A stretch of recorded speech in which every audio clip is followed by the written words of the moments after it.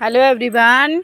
आज हम अपनी तोरियों के पास आए हैं। देखते हैं हमारी तोरियों में कैसे ग्रोथ हो रही है। ये देखिए, ये छोटी सी बेल है और इस पे एक छोटी सी तोरी आ रही है। ये बहुत छोटी बेल है हमारी और इस पे अभी से ही वेजिटेबल्स आने शुरू हो गए हैं, तोरी आनी शुरू हो गई है। और ये देखिए, ये हमारी तोरी की बेल जिससे हमने तोरी भी ले चुकी है, तोड़ चुके हैं। और इस पे देखो, ये आ रही है तोरी और वो आ रही है, पर ये पत्ते पीले पड़ रहे हैं। इस पे शायद छिड़काव होना चाहिए हमारी तोरी पे। ये हमारी दूसरे नंबर की बेल है और दिखाते हैं हमने और कितनी लगा। ये देखो, ये तो बहुत बड़ी वाली तोरी है, मतलब बहुत बड़ी बेल है।